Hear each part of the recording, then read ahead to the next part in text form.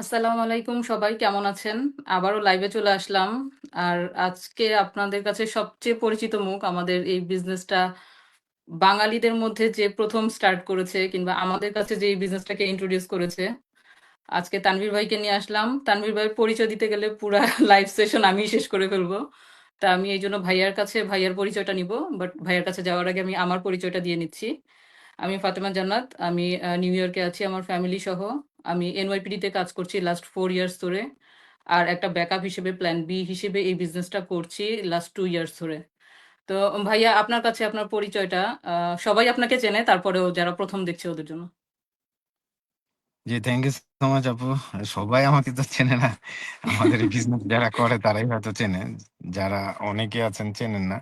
আমার নাম হচ্ছে তানভীর। আমি থাকি কানাডার ক্যালগারিতে। আহ একটা জব করতাম প্রায় 12-13 বছর। আমি হোটেলে ব্যাংক ডিপার্টমেন্টের ম্যানেজার হিসেবে জব করেছি। আমার পড়াশোনা ছিল হোটেল ম্যানেজমেন্টে। সুইজারল্যান্ড থেকে আমি পড়াশোনা করে আসি। ইন্টারমিডিয়েটের পরে ঢাকা কলেজ থেকে আসলে পাশ করে আমি চলে যাই সুইজারল্যান্ডে। তো তারপর থেকে আসলে পৃথিবীর বিভিন্ন দেশে এই হোটেলগুলাতে জব করি। চায়নাতে, ইউরোপের অনেকগুলা দেশে। এরপর গত 12-13 বছর আম ক্যানাডাতে। ক্যানাডাতে আমি টোটাল 17 বছর প্রায়। আগে ছিলাম সাসক্যাটুনে, তারপর কিছুদিন টরন্টোতে, তারপর এখন ক্যালগারিতে। আর কি, এই তো আমার পরিচয়। আমার ওয়াইফ আর ৩ টা মেয়ে নিয়ে আমরা থাকি এখানে। তো ৫ বছর না ৬ বছর, অলমোস্ট ৬ বছর হলো যে আমরা আর এই জব-টব করি না। এখন শুধু এই বিজনেসটা করছি। আম এই তো। আর বাকিগুলা তো আপনারা পরবর্তী কোয়েশ্চেন গুলোর মধ্যে পেয়ে যাবেন। হ্যাঁ ভাইয়া, কোশ্চেন তো আপনার কাছে অনেক আছে, তারপরেও টাইমের জন্য অত কোশ্চেন আপনাকে করতে পারবো না। তারপর যেই কোশ্চেনগুলো সবাই মোটামুটি জানতে চায় ওইগুলা থেকে জাস্ট এই বিজনেসটা, কারণ আপনি বললেন যে বিভিন্ন দেশে ছিলেন, বিভিন্ন ধরনের কাজ করেছেন, হোটেল ম্যানেজমেন্ট, ভালো একটা জবও ছিল, কিন্তু তারপরেও এই বিজনেসের কোন জিনিসটা আপনাকে ইন্সপায়ার করেছে, কেন আপনি এই বিজনেসটাতে আসলেন? এই বিজনেসটা মেইনলি আমরা আমরা ব্যাকআপ প্ল্যান হিসাবে শুরু করি। এই যে আপনি যেটা বললেন না যে আপনি নিজেও এনওয়াইপিডি তে কাজ করেন। এনওয়াইপিডি তে কাজ করাটা তো আসলে চাট্টিখানি কথা না। হ্যাঁ? এবং এইখানে হচ্ছে আপনারাই হচ্ছে মানে কি বলে, লিগ্যাল, ইলিগ্যাল, ক্রাইম এসব নিয়ে আপনাদের কাজ।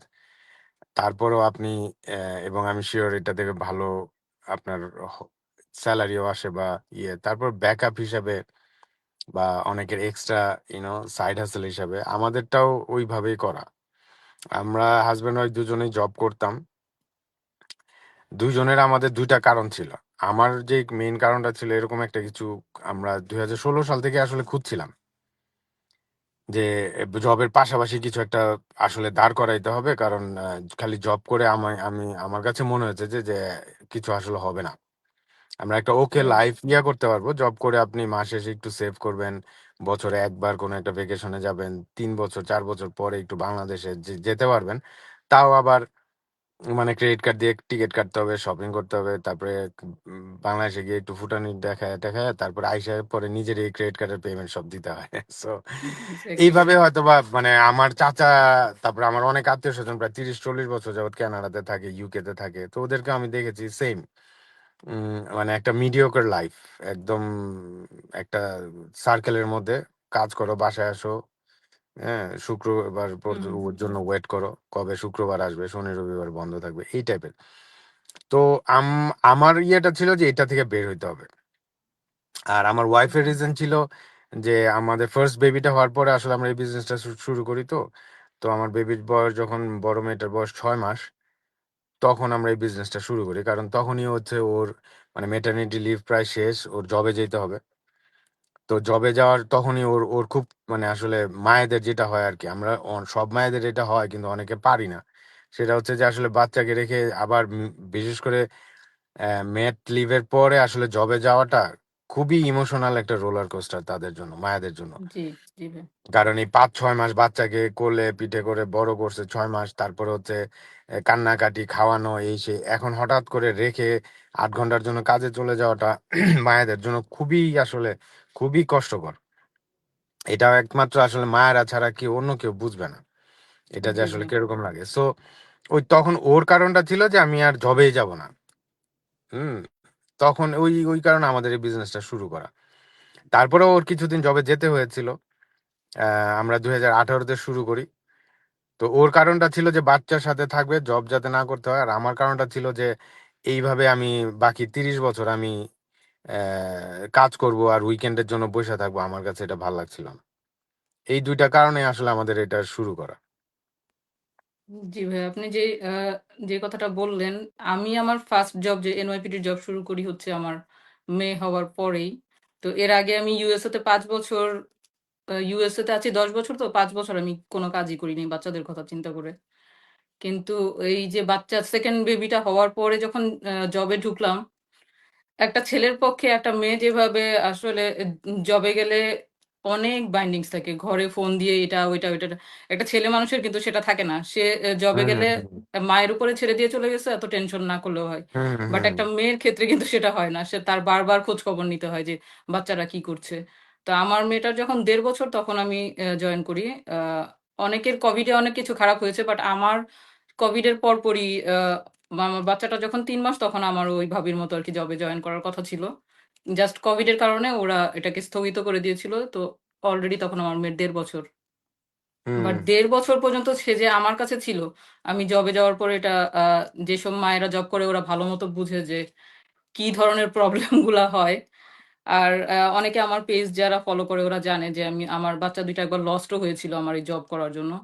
যে আমাদের হুম। দুইজনের টাইম শিডিউলের গ্যাপ ছিল, এভরিডে 2-3 ঘন্টা করে গ্যাপ হতো। তো বাচ্চারা ওই সময়টা একা থাকতো। আমার বাচ্চা দুটা লস্ট হয়েছে, সোশ্যাল ওয়ার্কার, পুলিশরা জাস্ট হচ্ছে ওরা আমার কেস করেনি, কারণ হচ্ছে ওরা যদি কেস করতো তাহলে আমার জবটা চলে যেত। জাস্ট ওরা ও সোশ্যাল ওয়ার্কারের কাছে আমাকে ছেড়ে দিয়েছিল, বলেছিল নেক্সট টাইম যদি হয় ওরা আমার আমার কাছ থেকে আমার বাচ্চাদেরকে নিয়ে নিবে। তো ওই ক্ষেত্রে না পারছি আমি জব ছাড়তে, কারণ জব ছাড়তে গেলে আমার হাজবেন্ডের উপরে অনেক প্রেশার। এত কিছু ও একা মেনটেন করতে পারতেছে না, আর যদি জব না ছাড়ি তাহলে বাচ্চাদের এই প্রবলেম হচ্ছিল। যার কারণে আমিও এরকম অনলাইনে একটা জিনিস সবসময় সার্চ করছিলাম যেটা আমি ঘরে বসে করতে পারবো। তো তখনই হুম আমিও হুম। এই বিজনেসটা শুরু করি ভাইয়া। তো আপনার কাছে ভাইয়া আরেকটা কোয়েশ্চেন, সেটা হচ্ছে যে মানে বাঙালিদের, আমি যে শুরুতে আপনাকে ইন্ট্রোডিউস করলাম যে বাঙালিদের মধ্যে আপনি হচ্ছেন অনেক আগেই বিজনেসটা শুরু করেন। তো সেই ক্ষেত্রে আপনার কোনো বাঙালি মেন্টর কিংবা কোচ ছিল না। তো শুরুতে আপনার কি ধরনের চ্যালেঞ্জ কিংবা কি ধরনের প্রবলেম আপনি ফেস করেছেন, আর সেটা ইমপ্রুভ করে এখন এই পর্যন্ত কিভাবে আসছেন? হ্যাঁ, আমি তো আসলে জয়েন করেছিলাম বিদেশি একজনের অ্যাড অ্যাড দেখেই। হুম। সো ও আমাকে যতটুকু সম্ভব মেন্টরিং করা শেখানো আমাকে শিখিয়েছে, কিন্তু at the end of the day তো বিজনেসটা আমার, তাই না? So right. আমারটা আমাকে ওইভাবে ইয়ে করতে হবে। তো আমার স্ট্রাগল চ্যালেঞ্জেস তখনও ছিল, এখনো আছে। একটা বিজনেস করেন, আপনি যেইটাই করেন না কেন, ইভেন কি জবেও তো আপনার ঝামেলা থাকেই। বসের জি। কেচের কেচের, সুপারভাইজারের কেচের কেচের, কাস্টমারদের কেচের কেচের, তারপরে টাইমিং মিলে না অনেক সময়, কত রকমের এইগুলো করে তো আমরা জব টব করি। সো আর বিজনেস তো আরো বেশি, একটা অফলাইনের বিজনেস হলে তো আপনার কত রকমের ঝামেলা। এটা মানে যারা অফলাইনে একটা রেস্টুরেন্ট আছে বা একটা দোকান আছে তারা জানে। সো আমাদের এই বিজনেসটা তো আমার এরকম স্ট্রাগল চ্যালেঞ্জেস ছিল। কিন্তু মূল যেই ব্যাপারটা আমার সবসময় ছিল, যেটা এখনো আছে, সেটা হচ্ছে যে আমাকে এটাতে সাকসেস হইতেই হবে। এই মাইন্ডসেটটা আমার সবসময় ছিল। তখন হয় কি, যত বাধা আসুক, প্রবলেম আসুক, আপনি এগুলা ডিল করবেন। বেসিক্যালি জি। সাকসেসের মানে আমি যেটা সবসময় বলি, সাকসেস আর ওই সাকসেস পর্যন্ত যেতে একটাই ওয়ে আছে। প্রবলেম গুলাকে ডিল করতে করতে করতে করতে আপনি যখন সলভ করবেন, অটোমেটিক আপনি তখন ওই সাকসেসে জায়গা যাবেন। সেটা যেই ধরনের লাইনেই বলেন না কেন, যারা সাকসেসফুল মানুষ আপনি দেখেন এখন, সেটা আপনার জবে সাকসেসফুল হোক, পিএইচডি হোল্ডার হোক, যে কোনো একটা ডাক্তার হোক, বা যে কোনো একটা বিজনেসে সাকসেস হোক, মিলেনিয়ার হোক, বা যে কোনো কিছুতে, যারা পিএইচডি করে, যারা ডাক্তার হয়, তারা দেখেন কত পড়াশোনা, কত রকমের। একদিক দিয়ে মা মারা গেছে, আরেক দিকে হচ্ছে তার ফাইনাল পরীক্ষা। এরকমও কত মানুষের হয়েছে। হুম। সো এগুলা যদি করতে পারেন, প্রবলেম সলভ গুলো করাটাই হচ্ছে আপনার সাকসেস। বেসিক্যালি তখনই আপনি সাকসেসফুল হবেন। সো আমারই এটা ছিল সবসময় এরকম, যে আমার এইখানে আমি এটাকে মানে ছাড়বো না। এটাতে যেই বাধা আসুক, বিপত্তি আসুক, প্রবলেম আসুক, I will deal with it. এই ইয়াটা থেকে আসলে আমি বলবো যে আমার এই পর্যন্ত আসা। আহ, বাংলাদেশি হিসাবে প্রথম হিসাবে আমার তেমন কোনো গাইডলাইন বা ইয়ে ছিল না। বাট আই নিউ দ্যাট আমি তো আর ইলিটারেট আনএডুকেটেড, বা আমি তো আর কোনো ইউনো যে আমার অন্যদের 6টা পা আর আমার 2টা পা, তা না। অন্যদেরও যেরকম 24 ঘন্টা দিনের মধ্যে, আমারও 24 ঘন্টাই। সো অন্যরা পারলে আমি পারবো না কেন? আমি যখন এই বিজনেসটা শুরু করি তখন বিদেশে অনেকে, মানে জাস্ট হোয়াইট কমিউনিটি, তারপরে আমাদের আফ্রিকান কমিউনিটি, ফিলিপিনোরা, ইয়েরা সবাই খুব ভালো করছে এই বিজনেসে। তো আমার ইয়ে ছিল যে আমরা কেন পারবো না, তাই না? আমি বাংলাদেশি হয়ে আমার তো কোনো কিছু আল্লাহ আমাকে কম দেয় নাই। সো ওরা পারলে আমিও পারবো। ওই ইয়েটা আমার সবসময় ছিল, যেটা আসলে এই যে এখন এই যে কারণে আমাদের বাংলাদেশি কমিউনিটিটাও আল্লাহর রহমতে একটা ভালো একটা জায়গায় আসছে। এখনো আমরা অনেক পিছনে অন্যান্য অন্যান্য কমিউনিটির চেয়ে এই বিজনেসে, বাট আসছে, ইনশাল্লাহ আরো আরো ভালো হবে। তাও ভাইয়া লাস্ট 1 বছরে তো মনে হয় আমাদের এর আগের বছর যা ছিল তার থেকে 3 গুণ লোক এখন এই হুম, বিজনেসে অনেক বেশি। আর বিজনেসের হুম, সাকসেসটা তো আমাদের, আপনি যেটা বললেন যে আমাদের নিজেদের উপরে ডিপেন্ড করে। আমরা যদি কনসিস্টেন্ট থাকি, আমরা যদি ট্রাই করি, তাহলে এই বিজনেসে সাকসেস হবই। আর সাকসেস যে না হবে, যে ছেড়ে দিবে সেই সাকসেস হবে না, বাট যে ধরে রাখবে সে সাকসেস হবে ইনশাল্লাহ, এক্স্যাক্ট, এটা এতটুকু তো এটা তো বিলিভার। সব জায়গাতেই, তাই না? জি আমাদের ভাইয়া। আপনি যদি এই যে আমি মাঝে মাঝে এই উদাহরণটা দিই যে আমার ফ্রেন্ডরা, আমরা সবাই মিলে একই স্কুলে পড়তাম। আমরা সবাই, আপনারাও সেম, আমরা সবাই একই স্কুলে পড়ি। আমরা একই ফ্রেন্ডরা, আমরা ফুটবল খেলতেছি, তারপর ক্রিকেট খেলতেছি, পরীক্ষা আসতেছে, পরীক্ষা দিচ্ছি। একজন ফার্স্ট হচ্ছে, একজন সেকেন্ড হচ্ছে, আরেকজন ফেলও করতেছে। আমরা এই সেম ফ্রেন্ডরাই কিন্তু সেম সেম। ভাবে সময় কাটাচ্ছি, same teacher, same school, same question আসছে। এমন না যে আমার ইজি আসছে আরেকজনের কঠিন আসছে। সেম কোশ্চেন, আমরা পরীক্ষা দিতে বসছি, পরীক্ষা দিছি। একজন হচ্ছে অঙ্কে 100তে 100 পাইছে, একজন হচ্ছে ফেল করছে। তো এটার কারণটা কি? এটার কারণ হচ্ছে যে 100তে 100 পাইছে সে অঙ্ক করছে, পরীক্ষা দিছে, পরীক্ষার আগে ভালো করে প্র্যাকটিস করছে, আপনার ইয়ে করছে, সময় দিছে। আরেকজন দেয় নাই। রাইট। তো আমার এই বিজনেসটাও সেম জিনিস। আপনি সাকসেসফুল হবেন, আপনার ওইরকম সময় দিতে হবে, ওইরকম কাজ করতে হবে, আপনি সাকসেসফুল হবেন। আপনি একই জিনিস, একই বিজনেস, একই সিস্টেম করে আবার অনেকে হবে না। যারা করবে রাইট। না তারা হবে না। রাইট। ভাই আপনার সাথে আরেকটু এড করব। অনেকে মনে করে যে আমরা একদম কোনো রকম কাজ না করে জাস্ট হচ্ছে বিজনেসে ঢুকলাম আর টাকা ইনকাম শুরু। ওইরকম কিছু না। আপনাকেও কাজ করতে হবে, তারপরেই আপনি সাকসেস হবেন। এটা কোনো শুয়ে বসে করার মতো বিজনেস না, কিংবা এত ইজি বিজনেস না। আপনাকে কাজ করতে হবে বিজনেসটা করতে গেলে। তো ভাই আপনার কাছে যে আরেকটা কোয়েশ্চেন ছিল, সেটা হচ্ছে যে আপনি কখন বুঝলেন যে এই বিজনেসটা আপনার জন্যও কাজ করবে? কারণ শুরুতে তো আমরা যখন বিজনেসটা শুরু করি, তখন অনেকেই আমরা দ্বিধান্বিত থাকি যে আসলে আমরা সাকসেস হব কি হব না। আপনি কখন বুঝতে পারলেন যে এই বিজনেসটা আপনার জন্য কাজ করছে? ওয়েল, প্রথম আমার একদম প্রথম থেকেই আমি সাকসেস হব কি হব না এটা নিয়ে আমি কখনোই চিন্তাই করিনি।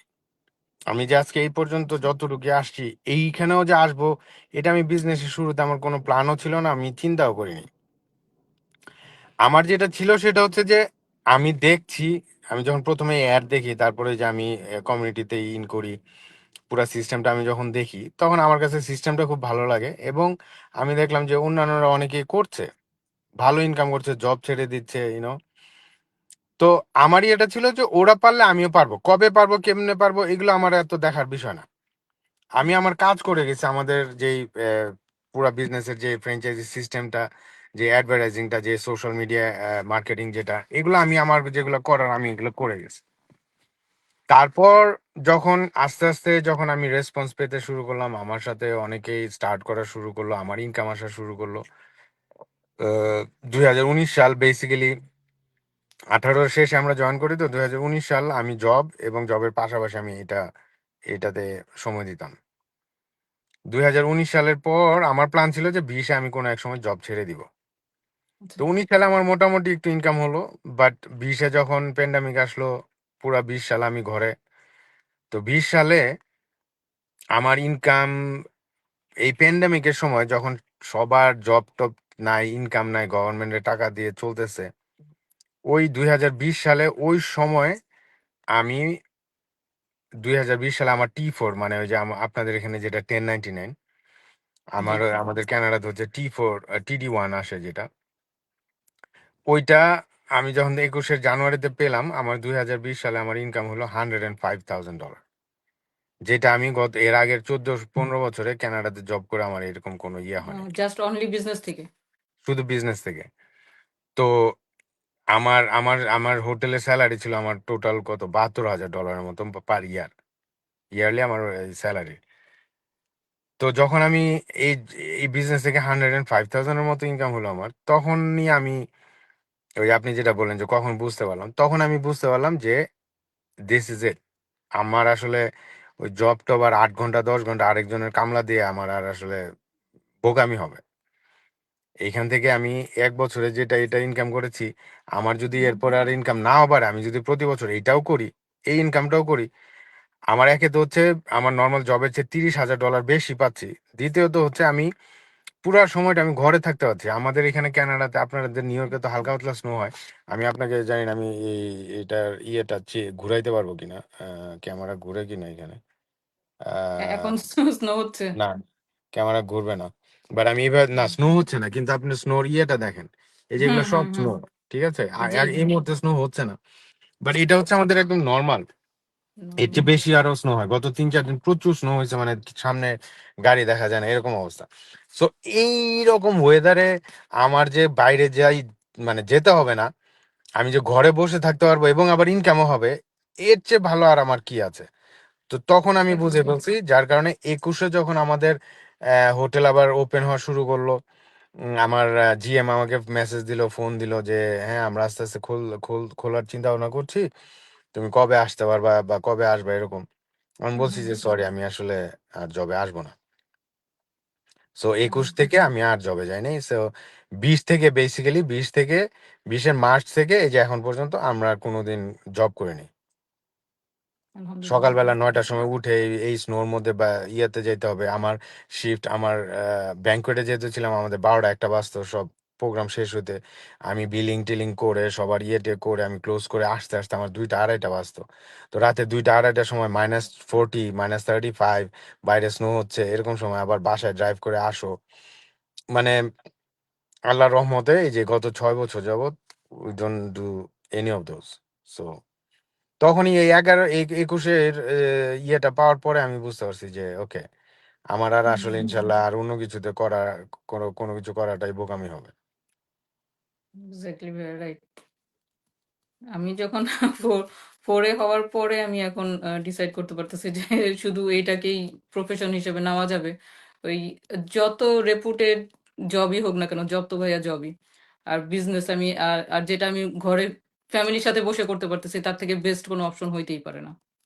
আপনার আরেকটা জিনিস দেখেন, আরেকটা পয়েন্ট হচ্ছে, আপনি জব করতেছেন, ভালো স্যালারি পাচ্ছেন, যতদিন করছেন করতে পারছেন, আলহামদুলিল্লাহ আপনার সংসার।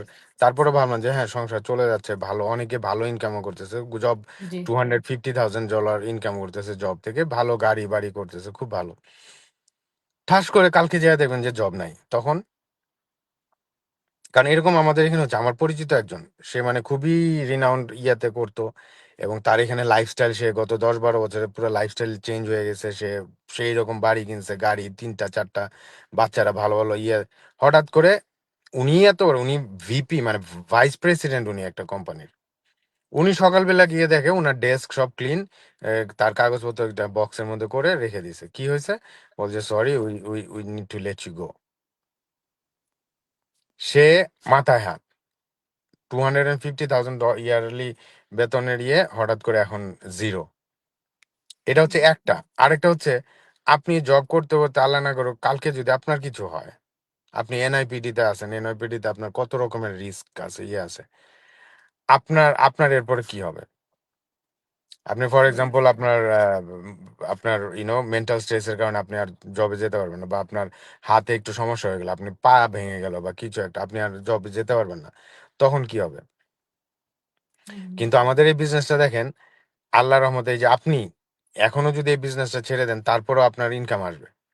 আমি এখনো যদি আমি বিজনেসটা ছেড়ে দিই, আল্লাহ না করুক আমি যদি কালকে এই দুনিয়াতেও না থাকি, আমার মেয়েরা কোনোদিন আর জব করতে হবে না। তাদের এই বিজনেস থেকে ইনকাম আসতেই থাকবে অটোমেটিক। সো এই জিনিসটা আপনার কত বড় একটা সিকিউরিটি। আমি আমি যে হোটেলে জব করতাম, কালকে যদি আমার জব থেকে বেরও করে দেয়, বা আমি যদি উম, মারা গেলেও আমার হোটেল কি করতো? আমার বাচ্চাদেরকে একটা কন্ডোলেন্স লেটার পাঠাইতো, ও সরি তানভীর খুব ভালো মানুষ ছিল।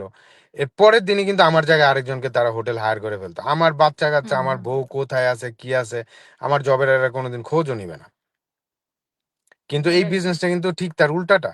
আমি না থাকলেও তারা আমার আমার বিজনেসের যে আমার ইনকাম, আমার যে ইয়ে প্যাসিভ ইনকামটা, এটা তারা আমার বাসার ঠিকানায় পাঠাইতে থাকবে প্রতি মাসে। সো জি আমার এটা কত বড় একটা আপনার পিস অফ মাইন্ড। জি, আর বাচ্চা কাচ্চারাও তো ওই বিজনেসটা আমরা যেখানে ছেড়ে দিব ওইখান থেকেই শুরু করতে পারবে। ওইখান থেকে ওরা পরে রান করার করতে পারবে। এটা জাস্ট জি অন্যান্য বিজনেসের মতোই। আমার ওইগুলো সব কাগজপত্র সব রেডি করা। আমি আমার কিছু হলে পুরাটা ওদের নামে চলে যাবে, এবং হুম টাকা পয়সা ব্যাংকের ইয়েতে সব কিছু একদম ওরা ইয়ে হবে। আমার ওইভাবে আমার ডিডস উইল ইয়েগুলা করা। জি, ওই সিস্টেম তো আমাদের আছে, আমরা সবাই জানি। অনেকে বিজনেস শুরু এক্স্যাক্টলি, করার আগেও সবাইকে এটা বলেও দেওয়া হয় যে এটা আপনার নেক্সট জেনারেশনকে আপনি ট্রান্সফার করে দিয়ে যেতে পারবেন। এক্স্যাক্টলি। তা ভাইয়া মোটামুটি আপনি যেটা কভার করছেন, তারপরে ওইটা কোশ্চেনটা করি। আপনার লাইফ স্টাইলে এই বিজনেসটা করার পরে কি ধরনের চেঞ্জেস আপনি পাচ্ছেন? কারণ আপনি তো আগে লং টাইম কাজ করতেন, এখন ঘরে বসে কাজ করতেছেন। প্লাস হচ্ছে তার থেকে ইনকাম অনেক অনেক হাই আমরা জানি যেটা। লাইফস্টাইলে আপনার কি ধরনের চেঞ্জ আসছে, কিংবা আপনার মধ্যে কি ধরনের চেঞ্জ আসছে? অনেক, অনেক। মানে আমি অনেকে এই বিজনেসটা শুরু করার সময় আমি বলি যে, এই বিজনেসটা আপনি ১ বছর যদি সত্যিকার অর্থে মন দিয়ে অনেস্টলি আপনি এই বিজনেসটা করেন, আপনি অ্যাজ এ হিউম্যান বিইং এক মানুষ হিসাবে আপনি চেঞ্জ হয়ে যাবেন। এবং আমার এটা হয়েছে, আমার সাথে আমি এরকম অনেকেই দেখেছি যে আপনি নিজেও আ তনু আপু, তারপরে যে নাজমা আপু, তারপরে যে হ্যাপি আপু নিউ ইয়র্কের, এরপরে কামরুন্নাহার আপু অটোয়ার, মানে এরকম এই যে কাজী ভাই ফ্লোরিডাতে যে, মানে এইখানে কি আপনি যেটা বললেন যে ফাইন্যান্সিয়ালি আমার লাইফ চেঞ্জ হয়েছে ডেফিনিটলি। আমি হুম, আগে যেটা ইনকাম করতাম তার চেয়ে আপনার মানে ১৫ থেকে ২০ গুণ বেশি এখন আমার মান্থলি ইনকাম। তো ফাইন্যান্সিয়াল আপনার ওই পিস অফ মাইন্ডটা আছে। আপনি যখন যা ইচ্ছা তাই কিনতে পারবেন, করতে পারবেন। আপনার টাকা-পয়সার চিন্তা করতে হয় না। হুম, হুম, অ্যাম এবং আপনি অবশ্যই এই কারণে আপনার বাচ্চাদের সাথে সময় দিতে পারবেন না। আমি আর আমার ওয়াইফ মানে লিটারেলি আমরা 24/7 আমাদের বাচ্চাদের সাথে। এইগুলা ছাড়া সবচেয়ে বেশি আমার কাছে মনে হয় যেটা আমি এখন ফিল করি, বিজনেসের শুরুতে দেখা যাবে যে আপনি ইনকাম, আপনার টাকা কিভাবে ইনকাম বাড়াবেন এইগুলা। তো এইগুলা যখন হয়ে যায় না, তখন আপনার আমার কাছে যেটা ইদানিং হচ্ছে, মানে গত ১-১.৫ বছরে, সেটা হচ্ছে যে আমি জানি যে আমার ইনকামের আর কোনো টেনশন নাই বা ইয়ে নাই। আমার ইনকাম আসতেছে বা আমার সংসার চলে যাবে। কিন্তু আমি যেই মানুষগুলাকে হেল্প করছি বা যেই আমাদের এই যে কমিউনিটিটা গ্রো করছে, ইয়ে করছে, আমাকে যখন কেউ একজন মেসেজ দেয় যে, "ভাইয়া এই যে কালকে এরকম ইনকাম হইছে", মানে ফোন করে হুম, হুম, মানে খুশির কান্না কাটে। মানে খুশিতে সে ইয়ে করে যে, "ভাই আমি আমার জীবনে কল্পনা করি নাই এইরকম আমি ইনকাম করতে পারবো। ভাইয়া হুম, আমি দেশে আমার মার জন্য একটা ইয়ে করছি। ভাইয়া আমি দেশে মসজিদ বানাইতেছি", বা "ভাইয়া আমার বাচ্চাটাকে আমি এখন প্রাইভেট স্কুলে, ইসলামিক স্কুলে দিচ্ছি", বা "ভাইয়া আমরা এই দেশে একটা বাড়ি করতেছি", বা এইখানে একটা ইয়ে এগুলা করে যখন আমাকে মেসেজ পাঠায় এবং আমাকে থ্যাংকস দেয়, যদিও এটা 100% তাদের হার্ড ওয়ার্ক বা তাদের ইয়া। কিন্তু তারা যখন আমার কথা স্মরণ করে বা আমাকে এটাও জানায়, আমার কাছে মনে হয় কি যে টাকা-পয়সা বা আমার পার্সোনাল অ্যাচিভমেন্ট এর চেয়ে এইটা আমার কাছে এখন আমার অনেক বেশি ভাল লাগে। এবং এই জিনিসটা যে আমি করছি শুধু তা না। এটা কিন্তু আপনিও করছেন। যে এই বিজনেসটা করছে সেই এটা করতেছে। আমরা আরেকজনকে হেল্প করতেছি। আমি আজকে যেই জায়গাটাতে আসছি, এইটাতে কিভাবে আসতে হয় আমি জানি। আমি এখন আরেকজনকে শিখাচ্ছি এইখানে কিভাবে আসা যায়। হুম, হুম, বুঝতে পারছেন? সো এই এখন আমার কাছে মনে হয় কি ফুলফিলমেন্ট যেটাকে বলে। আপনার একটা হচ্ছে আপনার অ্যাচিভমেন্ট। আপনি অনেক কিছু অ্যাচিভ করলেন কিন্তু ওইটাতে যে ফুলফিলমেন্ট হবে তা না। মানে আত্মতৃপ্তি যেটা ফুলফিলমেন্ট যখন যেটা হয় সেটা হচ্ছে আমি যখন এইরকম মেসেজগুলা পাই। রাইট। যে জি ভাইয়া এই বিজনেসটা আমার এইটা চেঞ্জ করছে। এই বিজনেসটার জন্য অনেকের বেশ কয়েকজনের আছে যে তাদের স্পেশাল চাইল্ড যে ভাইয়া আমি এখন আর জবে যেতে হয় না। আমার স্পেশাল বাচ্চাটার সাথে আমি 24/7 আমি যে থাকি, এইটাই আমার কোটি টাকার দামের। আমার আর কিছু দরকার নাই এই বিজনেস থেকে। জি জি। সো এইটা হচ্ছে আমার এই এতদিনের আমার প্রাপ্তি বলতে পারেন ফাইন্যান্সিয়ালি এগুলো একটা সময় ছিল। এখনো ওইটাও আমি এনজয় করি, যেমন আমি যে আমরা এই যে আগামী সপ্তাহে আমরা লস এঞ্জেলস যাচ্ছি, আমি মাত্র গত মাসে ইটালি থেকে আসলাম। আমাদের সবারই কম বেশি সবাই আমরা ট্রাভেল করতে খুব পছন্দ, ভাল লাগে দেশ বিদেশ ঘুরতে। এই যে আমি হুম। এখন যখন ইচ্ছা তখন আমরা যেতে পারি, এটাও তো বিরাট বড় একটা ব্লেসিং। সো টাকাটা ভালো, বাট এর চেয়ে বেশি আমার যেটা ইয়ে হয় যে আমি যখন এই ধরনের মেসেজগুলো পাই যে ভাই আমার এই হয়েছে, আমার সেই হয়েছে এই বিজনেসের জন্য, তখনই আমার আসলে আসল ফুলফিলমেন্টটা হয়। মেন্টাল স্যাটিসফ্যাকশনটা বড় কথা। তারপরেও Exactly. আমরা সবাই ভাই আপনার কাছে অনেক, অনেক গ্রেটফুল। কারণ আপনার মাধ্যম দিয়ে আপনি যে উদ্যোগটা নিছেন বাঙালিদের আমাদেরকে এটা আপনাকে মানতেই না, হবে না, না। ভাইয়া যে আপনি যে উদ্যোগটা নিয়ে আমাদেরকে সামনে আসার জন্য কিংবা এই বিজনেসটাকে আরো প্রসার করার জন্য বাঙালিদের মধ্যে যেই হেল্পটা কিংবা যে উদ্যোগটা নিয়েছেন এটা কারো না কারো নিতেই হতো। বাট এটা আপনার মাধ্যম দিয়ে হয়েছে। তো আমরা অলওয়েজ আপনার কাছে এটার জন্য গ্রেটফুল। এটা আপনাকে মানতে হবে ভাইয়া। আমি এটা কখনো ইয়ে করি না, আমি ওইভাবে দেখিও না, কারণ ওই যে আমি আপনি যেটা বলেন আমি সবসময় বলি যে আমি না হলে এটা অন্য কেউ হয়তো করতো। আর আমিও যে সেরকম আমি আমি লিটারেলি আমি কিছুই করছি না, যারা আপনারা করছেন বা যারা সাকসেসফুল হচ্ছে একদম যার যার নিজেদের হার্ডওয়ার্কের জন্য। হ্যাঁ, আমার একটা জিনিস যেটা, যে ওই যে বললাম যে আমি 7 বছরে যেই রাস্তাগুলো দিয়ে আসছি এখানে, আমি এখন এই রাস্তাটা জাস্ট আপনাদের সবাইকে দেখাই বা যারা এই বিজনেসটা করতে চায়, এবং আপনিও তাই করতেছেন, আপনার সাথে যারা বিজনেসটা স্টার্ট করছে তাদেরকে আপনি এই রাস্তাটা দেখাচ্ছেন এই। বাট যার যার সাকসেস ইয়ে টিয়ে রিজিক তো আল্লাহর হাতে একমাত্র আছেই, প্লাস আপনার যার যার হার্ডওয়ার্কের কারণে ইয়েটা হচ্ছে। সো আমরা আল্লাহর রহমতে আমরা খুবই হ্যাপি, এবং মানে ওই যে যেটা বললাম যে বাংলাদেশি কমিউনিটি ইনশাল্লাহ আমাদের আরো বেশি বড় হবে। অন্যান্যরা যেরকম তাদের দেশের নাম উজ্জ্বল করতেছে, অন্যান্যরা যেমন তাদের ফ্যামিলির লাইফ চেঞ্জ করতেছে, ইনশাল্লাহ আমরা বাংলাদেশের এরকম আরো অনেক করব। ইনশাআল্লাহ। জি ভাই। লাস্টের দিকে চলে আসছি প্রায়। তো আপনার কাছে ভাইয়া লাস্ট কোয়েশ্চেনটা এখনো আমরা যখন এড দেই মাঝে, মাঝে দেখা যায় যে এমন, এমন মানুষের কাছে এড গুলো যায় যারা কখনো এই বিজনেস সম্পর্কে শোনেই নাই। আবার হুম। যারা এমন মানুষ আছে যে যারা মানে প্রতিনিয়ত শুনতেছে তারপরেও ওদের ভিতরে একটা ভয় কাজ করতেছে। আসলেই কি বিজনেসটা কি কাজ করবে কিনা? কিংবা আসলেই তারা করতে পারবে কিনা? কিংবা এটা ওইরকম কোনো হুম। কিছু না যেটাতে তাদের কোনো প্রবলেম হবে। তো ওদের ক্ষেত্রে আপনি কি বলবেন? বিশেষ করে মানে যারা বিজনেসটা করতে চাচ্ছে কিন্তু এক পা আগাচ্ছে আবার এক পা পিছায় যাচ্ছে এরকম। ওয়েল, হ্যাঁ, ভয় পাওয়াটা খুবই স্বাভাবিক, সন্দেহ করাটা খুবই স্বাভাবিক। আমি নিজেও করেছি, আমি এমন না যে একদম দেখে একদম ইয়ে করে, আমি অনেক খোঁজ খবর করেছি, ভিডিওগুলা দেখেছি, অনেক চিন্তা ভাবনা করেছি, অনেক যে বললাম যারা সাকসেসফুল এই বিজনেসটা করে তাদের আমি ফলো করেছি, দেখেছি তারা আসলে কি রিয়েল মানুষ কিনা নাকি এগুলা জাস্ট বলতেছে। তো ভয় পাওয়া, স্কেপটিক্যাল হওয়া খুবই স্বাভাবিক, এটা খুবই নর্মাল, এটা হওয়াতে কোনো সমস্যা নেই। এক পা আগান দুই পা পিছান এটাতেও কোনো সমস্যা নেই। সমস্যা হচ্ছে যখন না জেনে না বুঝে অনেকে এটাকে একটা গণ্ডির মধ্যে বেঁধে ফেলে। যেমন অনেকে বলে যে এটা নাকি ডেস্টিনি। আমি জানি না ডেস্টিনি কিভাবে বাংলাদেশে কি করছে। ডেস্টিনি কিন্তু, কিন্তু যাদের সাথে যারা এটা বলে তারা সবাই ডেস্টিনি করে আসছে। করতো। জি ভাইয়া। করতো। আমিও ঠিক জানতাম আছে? না। এখন একটু, একটু জানি আরকি। সো এরকম বলে। আবার অনেকের ডাইরেক্ট নেগেটিভলি বলে যে এটা আসলে ভুয়া বিজনেস বা ইয়ে বিজনেস। তো যারা একদম ডাইরেক্টলি মনে করে ভুয়া বিজনেস তারা করবে না। আমাদের এড এর মধ্যে আসলে ফেসবুকে আমরা যখন এড করি, এড এর মধ্যে যদি বিশ্বাস করেন আমরা যদি পারতাম তাহলে আমরা ওইভাবে সিলেক্ট করে দিতাম যে ওই মানুষদের কাছে যাতে না যায়। কিন্তু ওইভাবে তো আর আমরা ফেসবুক অ্যালাউ করে না ওইভাবে সিলেক্ট করার জন্য। সো এখন এডটা আপনার একজন শিক্ষিত মানুষের কাছে যায়, একজন অর্ধশিক্ষিত মানুষের কাছেও যায়, একজন অশিক্ষিত মানুষের কাছেও অ্যাডটা যায়, সবার কাছেই তো ফেসবুক আছে।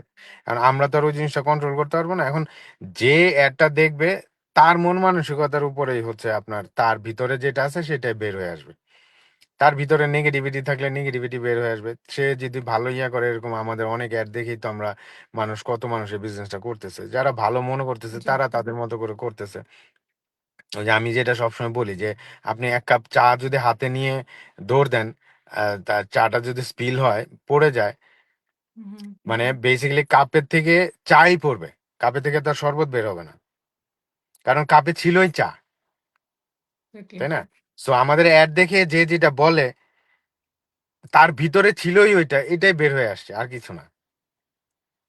তার ভিতরে ইয়েস। যদি শরবত থাকতো, মিষ্টি শরবত, তাহলে মিষ্টি শরবতই বের হইতো। তাই না? তো তার ভিতরে যেটা সেটাই সে প্রকাশ করে। সো আমাদের এখানে এরকম অনেকে নেগেটিভ বলে, আবার অনেকে এটাতে এই যে যেমন আপনি বলতেছেন, এরকম অনেকে আছে যে আহ, মানে উনারা গ্রেটফুল যে আসলে এই বিজনেসটা ওনারা অ্যাডটা দেখছে বা এই বিজনেসটা শুরু করছে। জি। আর এখন তাদের ইয়াতে যেটা বলা সেটা হচ্ছে যে একটা জিনিস আমি বলি, সেটা হচ্ছে যে আপনি কখনো, এবং এটা আপনি আরো অনেকের মুখ থেকে হয়তো শুনে থাকবেন, সেটা হচ্ছে যে never take money advice from someone who is poor. Exactly. যে নিজে গরিব, যে নিজে টাকা কামাইতে পারতেন না, তার কাছ থেকে আপনি মানি অ্যাডভাইস নিলে তো হবে না। মানি অ্যাডভাইস নিতে হবে যে অলরেডি ওয়েলথি। ঠিক আছে? সো এইটার উদাহরণটা এই জন্য দিলাম যে আমাদের এই বিজনেসটা অনেকে যেটা করে যে একজন চিন্তা করতেছে করবে, তার কাছে ভালোও মনে হচ্ছে, সে তার মতো করে খোঁজ খবর নিছে, কিন্তু যেটা করে সেটা হচ্ছে যে সে তার পাশের বাসার ভাইয়ের সাথে, খালুর সাথে, অমুকের ভাবির সাথে, দুলাভাইয়ের সাথে এটা নিয়ে একটু আলাপ আলোচনা করে। হুম, হুম, এখন যার সাথে কথাটা বলছেন সে তো এই বিজনেস সম্বন্ধে কিছুই জানে না, আপনিও তাও যতটুকু জানেন সে তো তাও জানে না। হুম, হুম। তখন সে বলবে কি, আরে দূর, এটা এই না এই না, এটা ডেস্টিনি বা এটা এরকম কত দেখলাম, এরকম কোম্পানি আসে যায় এই সেই একটা বলে দিল, আপনি তার কথা শুনে আপনি আর করলেন না। রাইট। এতে এতে হইলটা কি? আপনি এত বড় একটা অপরচুনিটি থেকে মানে ইয়ে হইলেন, আহ, করতে পারলেন না। আরেকটা হচ্ছে যে আপনি এমন একজনের একটা অ্যাডভাইস নিছেন যে এই সম্বন্ধে জানেই না। এখন আপনি ডাক্তারের কাছে যে যদি বলেন যে ওকে আমি আর্কিটেকচার এই বিল্ডিংটা করতেছি, এই দিক দিয়ে আমি ইলেকট্রিক্যাল ওয়্যারিং করবো আর এই দিক দিয়ে গিয়ে আমি ওইভাবে শ্যান্ডেলিয়ারটা লাগাবো, ইয়ে করবো, ডাক্তার কি বলবে এটা? এটা কিন্তু এই যে হাস্যকর না, হুম, এটা কিন্তু খুবই হাস্যকর যে হ্যাঁ রে, দূর মিয়া, ডাক্তার কি পারবে নাকি এটা? অথবা ইঞ্জিনিয়ারের কাছে যা বলেন, হ্যাঁ, যে আপনার এই যে হার্টের এই দিক দিয়ে ইয়ে করে আমরা ওই পাশ দিয়ে বাইপাসটা করব, ইঞ্জিনিয়ার বলবে কি, ইয়েস বলবে না নো বলবে? কারণ ইঞ্জিনিয়ার তো এটা সম্বন্ধে জানেই না। জানেন। তো আপনি ডাক্তারের কোনো পরামর্শ তো আপনি ইঞ্জিনিয়ারের কাছ থেকে নিবেন না, ইঞ্জিনিয়ারের কোনো পরামর্শ ডাক্তারের কাছ থেকে নিবেন না। তাহলে আমাদের এই বিজনেসের সময় আপনি যে আপনার খালুরে, দাদারে, ফুফারে, দুলাভাইরে, সম্বন্ধীরে, এক্স বয়ফ্রেন্ডের যে বললে হবে? সে তো কিছুই জানে না এই বিজনেস সম্বন্ধে। তো জি। এটা আমাদের এখানে অনেকে করে। হুম, হুম। তো সমস্যা হয়ে গেছে এখানে। আপনি নিজে আপনার মতো করে যতটুকু সম্ভব রিসার্চ করেন, কথা বলেন। আমরা তো এখানে ওপেন। এই যে আমি আমার চেহারা দেখাচ্ছি, আপনি আপনার চেহারা দেখাচ্ছেন, আমাদের পেজে যান, পেজে গিয়ে দেখবেন আমাদের দৈনন্দিন জীবনের সবকিছু আমাদের ওইখানে আছে। জি, আমাদের সাথে কথা বলেন, যারা এটা করতেছে তাদের সাথে কথা বলেন। জি। আপনার এক খালু, সে 1972 সালে ঢাকা ইউনিভার্সিটি থেকে, হ্যাঁ, মাস্টার্স করে এখন আমেরিকায় আসছে, ওই খালুর এখন এটা বললে তো উনি বুঝবে না। জি ভাইয়া। হ্যাঁ, খালুর কাছে যান, খালুর কাছে যান, আপনার লাইফের অ্যাডভাইস নেন। কারণ ওইরকম বিজ্ঞ মানুষ, উনি লাইফটাকে অনেক দেখছে, মানুষের জীবন চড়ায় উতরায় উনি অনেক কিছু দেখছে। ওইসব ইয়া নিতে পারেন। এখন আপনি যদি ওনাকে iPhone 17 Pro Max-এর, ঠিক আছে, যে যে সফটওয়্যারটা ইউজ করে বা আমাদের যে হার্ডওয়্যারটা এই প্রো ম্যাক্সের, এখন ওই সফটওয়্যার নিয়ে বা আপনার 17 Pro Max-এর হার্ডওয়্যার নিয়ে আপনি যদি ওই খালুরে জিজ্ঞাসা করেন যে 1952 সালে মাস্টার্স করে আসছে ঢাকা ইউনিভার্সিটি, সে সে কি বুঝবে কিছু? জি। তারে যে স্ন্যাপচ্যাট বললে সে বুঝবে স্ন্যাপচ্যাট কি? তো এটা তো এরকম, আপনি ঠাস করে একজনের যা জিজ্ঞাসা করলেই তো হইলো না। সে তো নিজে এই বিষয়ের সম্বন্ধে তার কোনো ধারণাই নাই। ওই একটা ধারণাই আছে, ও হ্যাঁ, এক সময় দেখছিলাম বাংলাদেশে একটা ডেস্টিনি ছিল, এটা মনে হয় ডেস্টিনি, দ্যাটস ইট, শেষ। রাইট। জি ভাইয়া। যে ভাগ্যিস আমিও কাউকে তো বিজনেস শুরু করার আগে জিজ্ঞাসা করি নাই। ইভেন আমি আমার হাসব্যান্ডকে না জানাই এই বিজনেসটা শুরু করছি। যখন শুনছে যে বিজনেসে ইনভেস্টমেন্ট আছে, না, না, না, করা যাবে না। তো আমি নিজে হুম হুম থেকেই হুম। ডিসাইড করছিলাম যে আমি বিজনেসটা করব। তো আমার সেই এবিলিটিটা ছিল তখন, যেহেতু আমি জব করি। তো আমি ওকে না জানাই এই বিজনেস শুরু করছি। বাট সব আপুদের সেটা থাকে না। তারপরেও উ উনাদের জন্য বলব যে কিছু, কিছু ক্ষেত্রে নিজের ডিসিশন নিজে নিতে হয়। সবার কাছ থেকে পরামর্শ না নিয়ে আপনি নিজের ডিসিশনটা, মাঝে, মাঝে দেখা যায় যে হাসব্যান্ডও যদি কিছু বলে, আপনার যদি সেরকম মেন্টালিটি থাকে কিংবা আপনি যদি মনে করেন যে আপনি পারবেন, তো সেই ক্ষেত্রে আপনার নিজের ডিসিশনটা কিছু, কিছু ক্ষেত্রে নিজেকে নিতে হবে। ভাইয়া অনেক, বুঝতে অনেক পারছি। থ্যাংকস যে আপনি আমাদেরকে আজকে সময় দিচ্ছেন। জি, আর থ্যাংক ইউ। যারা দেখতেছে ভাইয়া, অনেক, অনেক থ্যাংকস ভাইয়া। আপনি বাইরে বসে, বসে এই ঠান্ডার মধ্যে আপনি গাড়িতে বসে সময় দিচ্ছেন। এই জন্য আর যারা আজকে আমাদের লাইভে জয়েন করেছে আজকে, তো ভাইয়ার কাছ থেকে আপনারা আজকে আমার ধারণা যে মোটামুটি অনেক ইনফরমেশন পেয়েছেন আপনি বিজনেসের ক্ষেত্রে।